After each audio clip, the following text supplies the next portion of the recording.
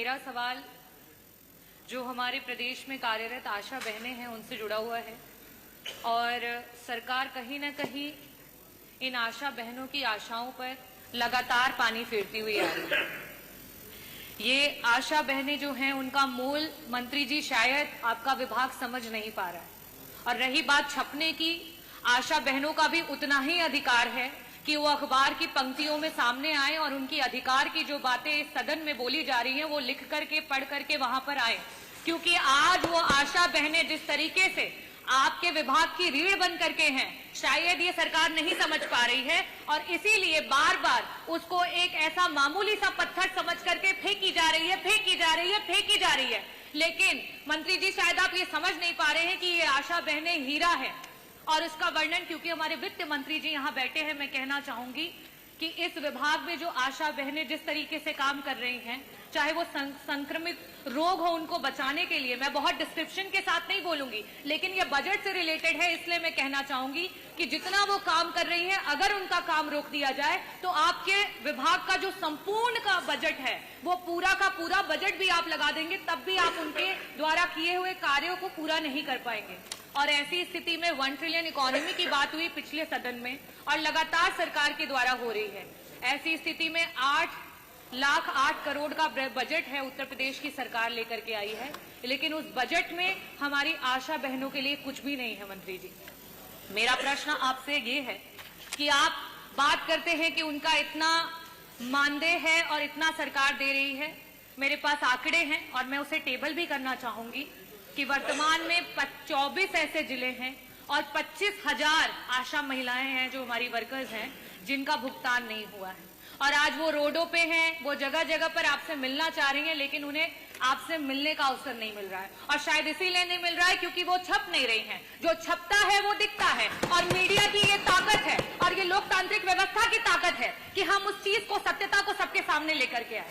मेरा आपसे सिर्फ यही प्रश्न है कि 1 ट्रिलियन इकोनॉमी की बात करने वाली सरकार, इतने बड़े बड़े बजट्स लाने वाली सरकार, आज आपके विभाग की रीढ़ में सिर्फ और सिर्फ इसलिए क्योंकि आशा महिलाएं हैं उनको कोई दर्जा नहीं दिया जा रहा है, ना उन्हें राजकीय कर्मचारी का दर्जा दिया जा रहा है, ना उन्हें संविदा के कर्मचारियों का दर्जा दिया जा रहा है। और बार बार जब बात आ रही है कि उनको उनके अधिकार का पैसा मिले, क्योंकि वो हर समय काम करती हैं, प्रसव का कोई समय फिक्स नहीं होता है। हम सब किसी ना किसी परिवार से हैं और हम सब जानते हैं कि प्रसव किसी भी समय हो सकता है और एक वो जो आशा बहन है उस माँ के साथ वो 9 महीने उस प्रसव को झेलती है, उस प्रसव के साथ खड़ी रहती है और उसे अस्पताल लेकर के जाती है। ऐसी स्थितियों में क्या उसका अधिकार नहीं है कि उसे भी 18,000 का मानदेय प्रति माह मिले? क्या हमारी जो संगिनियां उनके साथ काम करती हैं उनका अधिकार नहीं है कि उन्हें 24,000 का मानदेय सरकार के द्वारा मिले?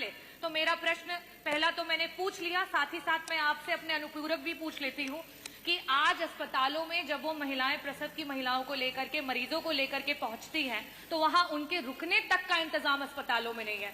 इस पूरे के पूरे उत्तर प्रदेश का कोई ऐसा सीएससी नहीं है जहां आशा बहनों के लिए एक कमरा रखा गया हो कि रात में अगर किसी महिला को प्रसव के समय लेकर के जाए तो उनको वहां रुकने का इंतजाम हो। ऐसी स्थिति में मेरी दूसरी आशा बहनों की तरफ से सरकार से मांग है कि आपके इतने बड़े बजट में से प्रत्येक सीएससी पे कम से कम आशा बहनों के रुकने का इंतजाम कराते हुए एक एक कमरा आवंटित किया जाए।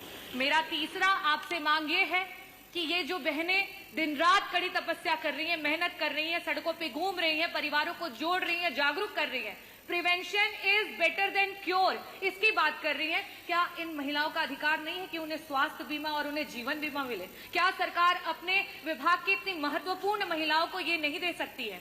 और लास्ट में मैं कहूंगी कि जो यातायात है उनके समय का बहुत ही इंपॉर्टेंस है, क्योंकि उन्हें समय से पहुंचना होता है जब जहां जरूरत होती है। ऐसी स्थिति में आपने अपने बजट में स्कूटी की बात की है, तो मैं ये भी चाहूंगी कि आशा बहनों की मांग है कि उन्हें स्कूटी दी जाए। ये चारों प्रश्न हैं मेरे और मैं अनुरोध करूंगी कि मंत्री जी दोनों सदस्यों के जो प्रश्न हैं उनके उत्तर दे दें। माननीय मंत्री जी, आशा वर्कर हम सबके लिए बहुत ही महत्वपूर्ण है और उनकी महत्वपूर्ण जिम्मेदारी को देखते हुए हमारी सरकार ने लगातार उनकी उन्नयन के लिए काम किए हैं। आशा योजना भारत सरकार की योजना है और ये वॉलंटरी सर्विस है। स्वैच्छिक सेवा के कारण उनको मानदेय मिलता है और जो विभिन्न केंद्र प्रदेश की योजनाएं हैं उनको क्रियान्वित करने पर उनको अलग से बोनस भी मिलता है। इस प्रकार हम कह सकते हैं इनको वर्तमान में 6,000 से लेकर के 11,000 रुपए तक, 6,000 रुपए मिनिमम है और 11,000 रुपए मैक्सिमम पेमेंट हमारी सरकार ने मानदेय और जो इनके बोनस हैं अतिरिक्त रूप से जो काम किया उसके आधार पर हमने अभी तक किया है। अभी 16-17 में इनको 2,306 रुपया मिलता था टोटल, अब ये 6 से 11,000 रुपया हो गया है। दूसरा 25-26 के बजट में हम इनको 2,000 से 3,000 रुपए करने के लिए हम प्लान बनाए हैं। इसको हम आगे भारत सरकार को 3500 तो पहले ही दे रहे हैं, भारत सरकार को हमने लिखा है। अच्छा वो देते हैं। दूसरा क्या है, अभी हमें लगता माननीय सदस्यों ने पूरा अध्ययन नहीं किया है, सतही जानकारी के तहत सवाल लगाया है। हमारी सरकार ने इनको जीवन बीमा की सुविधा दे रखी है और ये सुविधा दी जा रही है इनको प्रधानमंत्री जीवन ज्योति योजना के तहत और प्रधानमंत्री सुरक्षा बीमा योजना के तहत इनको हम ऑलरेडी दे रहे हैं और ये बहुत लंबे समय से लागू है।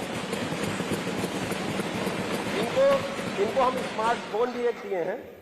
माननीय सदस्य ने चार्ज के बारे में कहा, उसका रिचार्ज के लिए हम 99 रुपए और 250 रुपए उनको प्रतिमाह देते हैं, रिचार्ज के लिए देते हैं। मोबाइल फोन भी किया। दूसरी सबसे बड़ी बात इन्होंने उठाई कि इनको बड़ी चिंता है।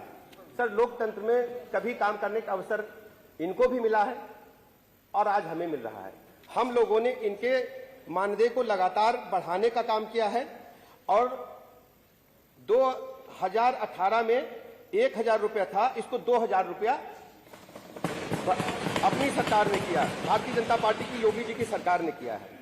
इसके अलावा अगर एक जियो हमारे समाजवादी साथी सुनना चाहें, 4 मार्च 2014 को समाजवादी पार्टी की सरकार थी, इनके भैया यहां बैठते थे, एक जियो किए थे, उसके 9वें नंबर पॉइंट पर कहे हैं कोई नियत वेतन आशा को हम नहीं देंगे, ये जियो में कहा है।